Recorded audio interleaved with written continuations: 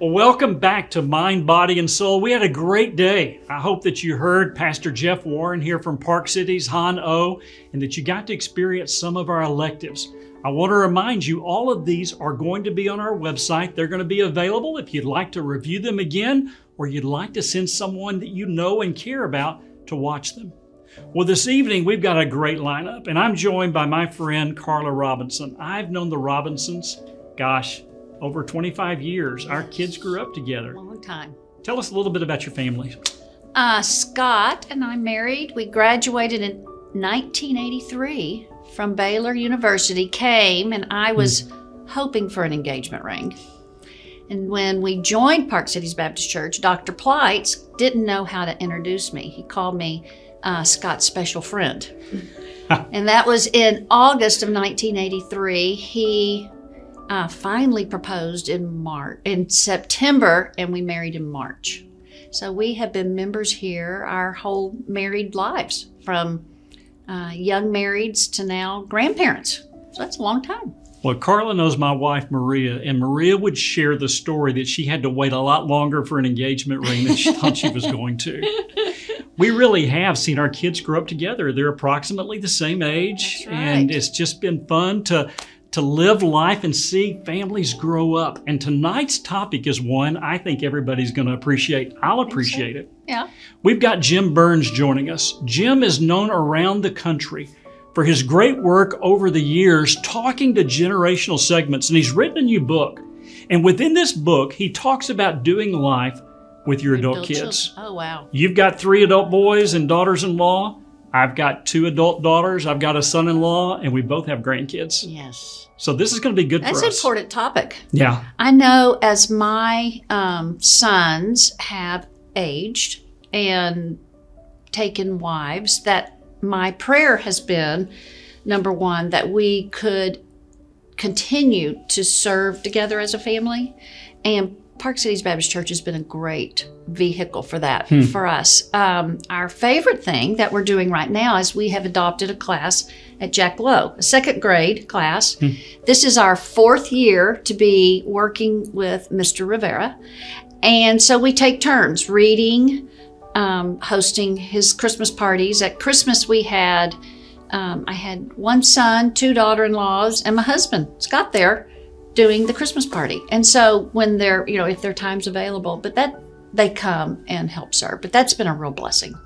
And obviously I'm so appreciative that our church has provided that for us. There's a value to doing life together, and Scott and Carla have done such a great job of fostering that value here in the church. And so tonight we're going to talk about that value in our homes. And again, what it means to live life with your adult kids, and we trust live life successfully, yes. right? I just have to ask you though, Rodney, was I chosen for this? Because I know his slogan is like, keep your mouth shut and the door open or something like that. And I thought, I bet my sons cued Rodney on this. Like, hey, it's okay. Tone it down some, Mom. I'm not supposed to share. There is a such thing as pastoral confidentiality, so I'm not going to go there. But again, grateful for you being here, and we're grateful that you're all with us. I want to invite you back tomorrow morning at 10 a.m. We're going to kick back off, and Dr. Joel Gregory, he is the prince of Baptist preachers in this generation, is going to be bringing our message, and it's a message for each of us. Dr. Gregory's in this age group. He knows what it means to be entering into this chapter of life. So joining us at 10 a.m. The other thing that I hope that you'll do is after today, think about people that you know that ought to be a part of this, that would benefit from the great elective classes that we're offering, that would like to hear someone like Dr. Gregory. And again, tomorrow night, Jim Burns is going to be back with us. And so we're glad that you're here. So again, if you want to invite somebody, just tell them at 10 a.m. to log on to our website at Park Cities, and they can join us for this experience. Now, before we leave tonight, one thing that I want to remind you is we do want to show you another story of people just like us that are investing their lives, their giftedness, just their experiences in the lives of others to make a difference. I hope that you'll enjoy this. And again, we're grateful that you've been with us, and we want to see you back tomorrow. Thank you, Rodney. Thank you. Thank you all. Hi, Park Cities.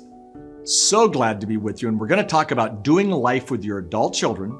And we're going to say, keep your mouth shut and the welcome mat out. That pretty much describes what we're going to talk about. Many people have asked me why I wrote the book called Doing Life with Your Adult Children. And I've often said it's my own life, our life experience, Kathy's and my life experience. We added some research to the book, and now the book has research. But for us, it wasn't easy. Our kids bumped as they went from the teen years to the adult years. And all of a sudden we started talking with our friends, and so many of our friends had stories. And so we're going to talk about it today.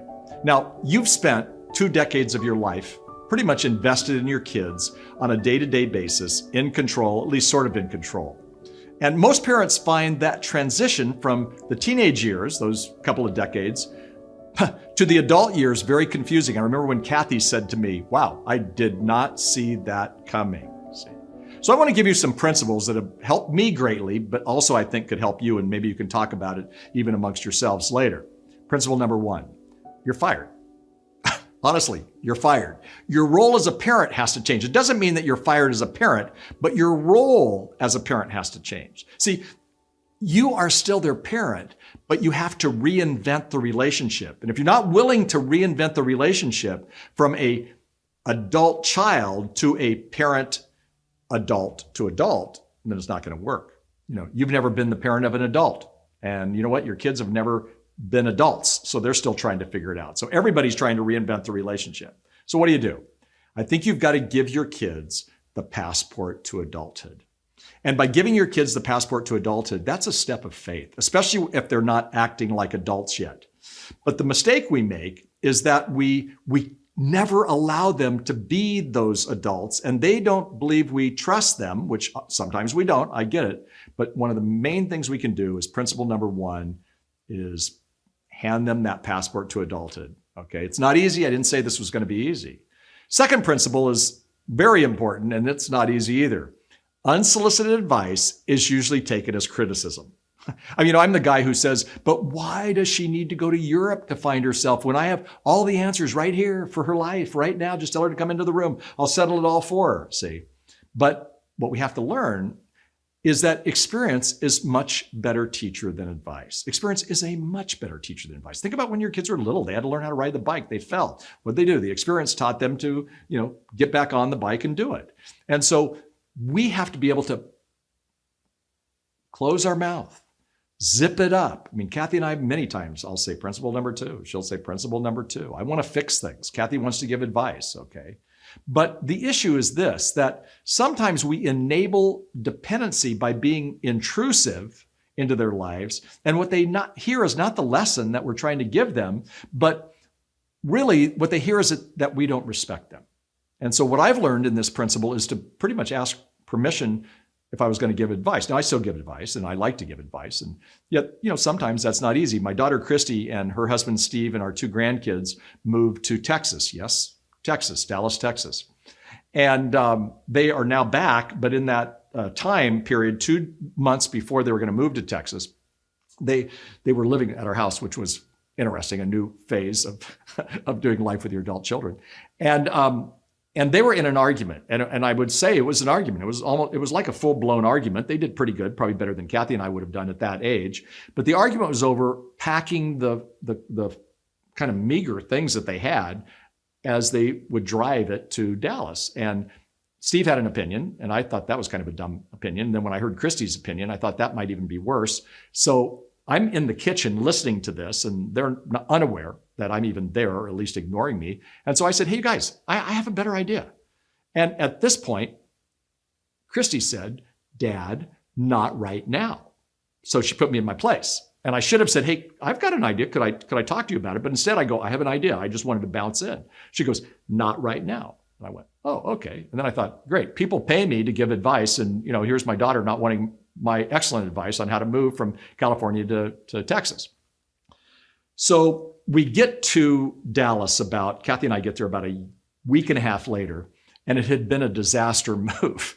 They took Steve's idea, which wasn't a great idea, and they had lost, for the baby's bed, they'd lost all the screws and the things, and so they didn't know what to do. We ended up going to Target and buying a new one. They had lost a dresser. It had fallen off. It was not good. It rained and things were wet, and what a mess, right? And so they were talking about it, and Christy all of a sudden said, Dad, you had an idea. And I told her what my idea was, and I said, I think it actually would have been cheaper for you. And she goes, well, Dad, why didn't you tell me? So, well, you didn't want me to tell you, see? So guess what? They used my idea as they moved back. They were there for just a year, and then they moved back to California where we live. And we were happy about that. No offense to people who live in Texas. But anyway, the point being is that, you know what, I had to let them learn, and experience was a better teacher than advice. And what I needed to do was just keep my mouth shut. Now, again, we're gonna mess up at times, but that's important. Principle number 2 is a really important one. And a lot of people just go, yeah, that's my kids. Unsolicited advice is usually taken as criticism. Principle number 3, become a student of their culture. We are the people who go, who is this kid? And why is it taking them so long to grow up? Or why do they have such different ideas than us? So it's important for us to make sure that we understand, as students of their culture, not our culture. Be students of your culture, but be students of their culture, what they're going through. So let me just talk about a couple of distinctives. One is they are shaped by technology. Duh, of course they are. So we want to understand, how is technology affecting them, both in good and bad ways. Now, I'm not talking about how we parent them, but just literally become students of the culture and what are they learning from technology? Because these are kids who are, technologically savvy, typically more than we are, but they also are getting major influence. Okay.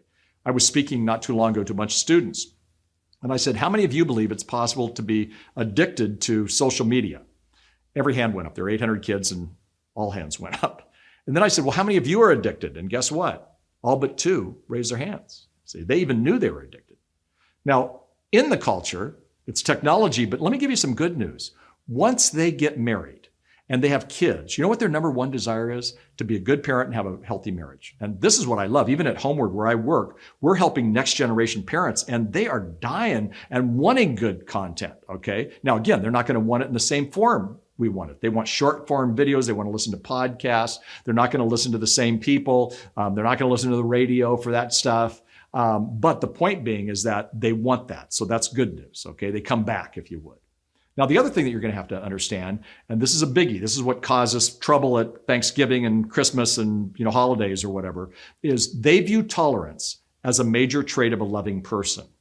And they could be raised at a wonderful church, like any church in America that's a wonderful church, and they still will view, technically, they'll view tolerance as a form, as a sign of a loving person. And so they won't understand if you have a biblical worldview that goes against tolerance, because that's what the world has taught them. A lot of parents have what I call the cringe factor. And what the cringe factor is that these are kids who've been raised with pornography. In fact, the average age that your kids saw pornography was age 11. Notice that I said your kids. And maybe your kids didn't, but the average age in America at another season when these kids were young was age 11. So pornography became a major part of it. Cohabitation, gender identity confusion, spiritual life. Okay, where Gen Z kids who are, like, say, 22, 23 and down, these there's twice as many atheists, see. So again, it's important for us to understand the culture. That doesn't mean we have to agree with the culture, but we do want to understand how they think and why they think the way they think, okay? And so we have to ask another question too. Am I enabling my kids or am I helping them? That's principle number 4. And here's the principle. You ready for it? They will never know how far the town is if you carry them on your back. That's an old African proverb. We who are helicopter parents, we need to stop. We need to land that helicopter, see. We have to be careful that we're not, and I used this phrase before, enabling dependency. And we're not doing it because we have impure motives, but we do it because we want to help them. But the truth is a lot of times we're enabling dependency when the goal to raising responsible kids is to help them become responsible adults. In fact, even when we're talking at Homeward, we'll do things on parenting at any age. And I'll say to parents of young kids, your bottom line is not raising just obedient kids, but it's to help them become responsible adults. Well, if you're going to help them become responsible adults, you're going to have to help them make some of those choices and not enable them, because enabling doesn't work, okay? So develop an action plan with your young adults, if you would. Create goals together if you can. Many times right when Christmas came about or when the pandemic hit, people are asking me, what do I do? My kids are moving back in. It's not going well. Well, create a plan as an exit strategy. Help them become that responsible adult. And sometimes you actually have to say no as a form of loving, and able to help them make the right decisions. So here's the problem, is the result of enabling is that we then raise entitled kids. And that happens everywhere we go and everywhere we look. We have a bunch of entitled young adults, say. And what is happening with young adults is that there is a failure to launch, right? So that brings us to the next principle. Number 5, we have to move them from dependence to independence. There's actually something now called, and you can look it up on Google, there's something called the failure to launch syndrome. So we've got kids who are failing to launch. A young man named Sean comes into my office with his mom and dad. He's just graduated from UCLA, he graduated with honors, smart kid, but he's not launching. He's staying at home. He's sleeping till 1. He parties at night. He is a vegan. So his mom fixes a vegan meal and then fixes a meal for her and her husband because they're not vegan, see? And he kind of has a smirk and he's sitting on the couch in my office and, he just thinks this is all kind of funny. And the parents are really mad. They're mad at each other and they're mad at Sean. And finally, the dad blurts out, Sean has a problem. You know what I said? I don't think Sean has a problem. He has a pretty good life here. Sean isn't the problem. You have a problem. And the problem is you're allowing Sean, you're paying for it. He still has the credit card. You're paying for his gas. You're paying for all the insurance. You're paying for everything. Even some of the money that you're giving him. You said he's doing some, minor drugs, still drugs. Well, you're paying for that. He's not making any money. So he needs an exit strategy. And all of a sudden, Sean wasn't as happy about that, right? So again, principle number 5 is a failure to launch.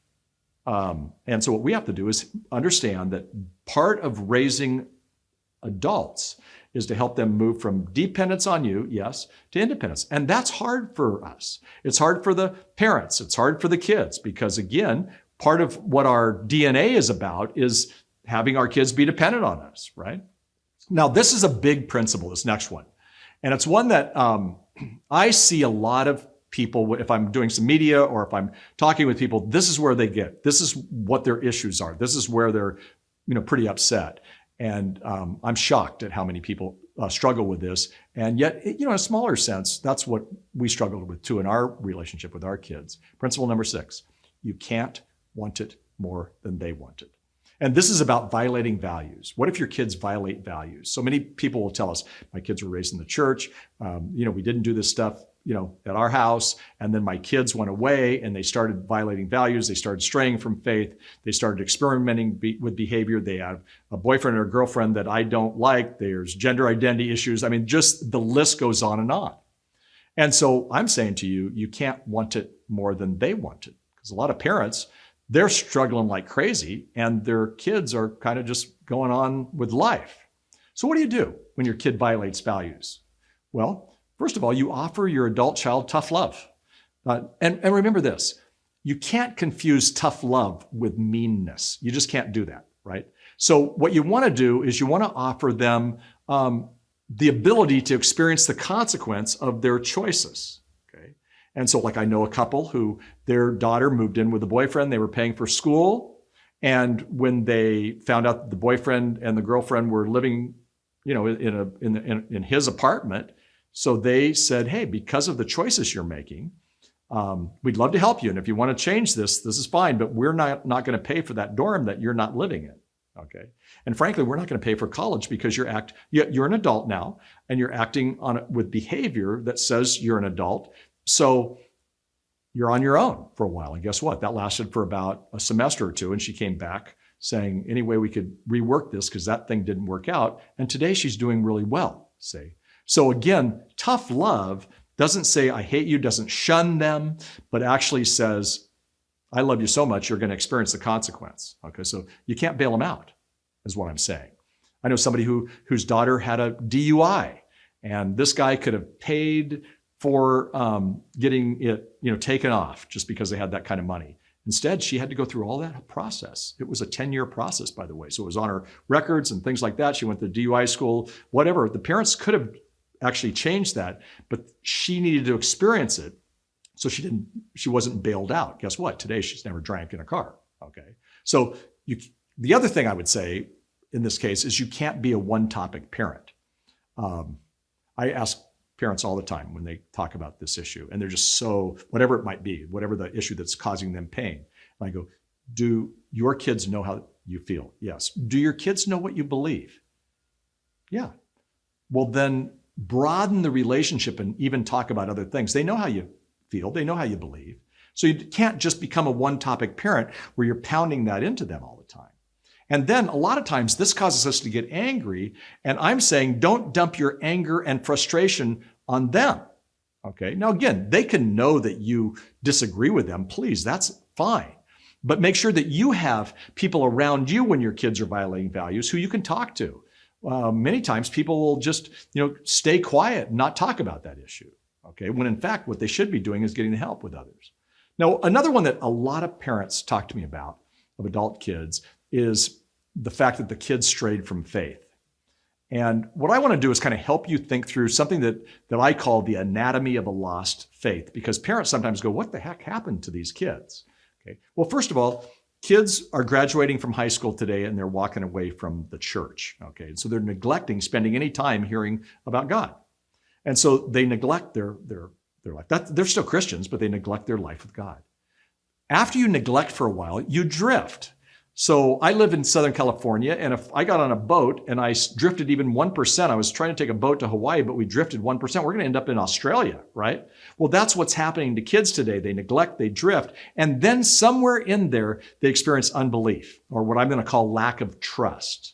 When that happens, they, might even move into the next one, which is disobedience.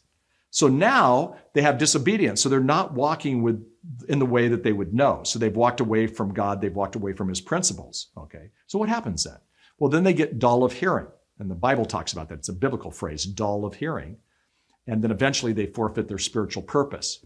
Now, what I'm saying is is the bottom line is, even with all the heartbreak, they're still asking this question: do you still love me? And so again, I'm not saying that you ever would shun them. I'm saying that love brings them back. In fact, what we're finding is a lot of kids who leave the faith right after high school, maybe even in the college years, they come back at two times. One is when they get married, quite possibly, and two, when they have kids. And we are seeing this, it's 65% of the kids leave the church that first year. But we see them begin to come back, especially if they have parents who are showing love. You don't have to agree with them, okay? So even in our family, there's some things we just agree to disagree with. And I was talking with my daughter not too long ago about somebody who has a different way of doing life than us. And they said, well, how can you still be friends with that person? Because, I know you don't agree with their actions. And I said, you know what? I think they're forfeiting their spiritual purpose, but do you think it's going to help them come back to God if I'm shunning them or if I'm just showing anger toward them? So I think what I do is I show them love, and actually I let them figure that out. I know people who've had kids who have totally fallen away, and because the parents showed love, and again, remember, sometimes it's a tough love. They still had the consequences, but they showed love, and then the kids came back. Okay. So I want to go through one last principle, and this is a principle on financial independence. Okay. And that's actually the principle. Financial independence. That's the goal. Financial independence and responsibility is the goal. So what I'm saying here is that your adult child should not be the money pit. And way too many parents allow their adult children to become the money pit, okay? And 75% of parents do help their children, I get that. But make sure that you're developing a plan of good stewardship with them and an exit strategy so that it's not just all on you. Many times, saying, I love you means saying no. And you're gonna have to remember the high cost of money to relationships. So don't make it complicated. Okay, so those are 7 of the principles. There's more principles in the book, but those 7 principles can, I think, help you think through, how do we make this new relationship? How do you make this a positive relationship, a healthy relationship, and how do we reinvent the relationship to move from, again, like I said, a parent-child relationship to a parent/adult relationship? When you do that, it's amazing. And you know what? I'm experiencing some of the fruit of that right now. My kids aren't perfect, and we're definitely not perfect parents. But now that they're in their 30s, the 20s for us was tough. We didn't see that coming. We thought, great, they're out of the teen years. It's going to be easy. But those 20s were tough. But as they come into the 30s, we were actually in Hawaii. And you surely don't have to go to Hawaii with all your family, but we happened to be in Hawaii together. And Kathy and I were sitting there watching the spouses kind of interrelate and the grandkids around. And I just went, I love being with them. And they are good people, and they're making good decisions. Are they doing it exactly like we would do it? No. But I looked at her and went, you know what? This is good. And, it's to quote Disney, this is my family. It may be small, it may be broken, but it's still good. And we have to be able to move our relationship to that kind of a relationship. So doing life with your adult children, keep your mouth shut, and the welcome mat out pretty much describes what we've just talked about. Wasn't that great? Thank you so much, Dr. Jim Burns, for being a part of this retreat with us here at Park Cities Baptist Church. My name is Jack Martin. I'm one of the ministers here, and I just want to tell you, thank you so much for being a part of this with us. We're so glad that you're here today. I want you to stay tuned for just a few minutes, because we're going to have a word from one of our members as to why they serve here at this church. We have so many valuable ministries here, and we want you to know about them. We also want you to be involved, as you can be involved as well. Remember, tomorrow morning, we're going to come back, 10 a.m. It's going to be a great experience. Stephen Carroll, our music minister here, is going to lead us in worship, and you don't want to miss this. Dr. Joel Gregory is going to come, and he is going to give us a message tomorrow morning. So believe me, if you haven't heard Joel Gregory, you need to be a part of this. He is a wonderful pastor. You don't want to miss any time he preaches to you, so be here tomorrow morning at 10 a.m. Thank you so much for being a part of this. Please have a wonderful evening. Good night. I'm Ben. And I'm Dan. And I'm just going to tell you a little bit, or both of us are, why we serve. I moved here about 5 years ago with my wife to be here with my grandchildren. That wouldn't be news to a lot of people. But years ago, I decided what do I want to do with my life? And I decided that I need to look at what the scripture says. And the Great Commission is we're to make disciples. And making disciples, that seems pretty awesome to me. How do you make a disciple? Well, in Ephesians 2:10, it says, "For we are God's workmanship, created to do good works, which God preordained us to do." And if He preordained us to do good works, maybe that's a good clue on how to make a disciple. So I'm telling you why I serve. Dan is going to give us a little information on how we serve. Thank you, Ben. Nancy and I have been a member of the church here for close to 40 years, and we have served in many different capacities at the church.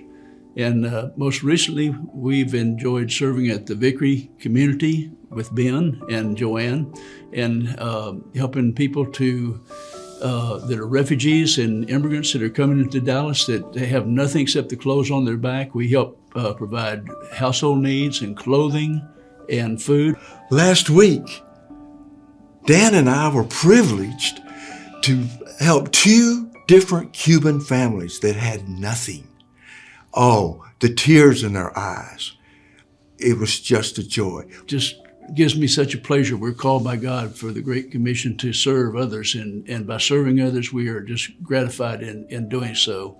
We've helped a lot of seniors with household needs and projects that they have that they can't handle. And we go out and do little tasks and big tasks that they just can't handle on their own, and help them and get the same satisfaction from them when they thank us and smile as we serve to help them. Why do I serve? I serve because God commanded me. Just come join us and serve at Park Cities Baptist Church. We encourage you to come and join us and serve. We have a lot of fun doing so. And I'll be there, Dan will be there, and we look forward to that opportunity of serving with you.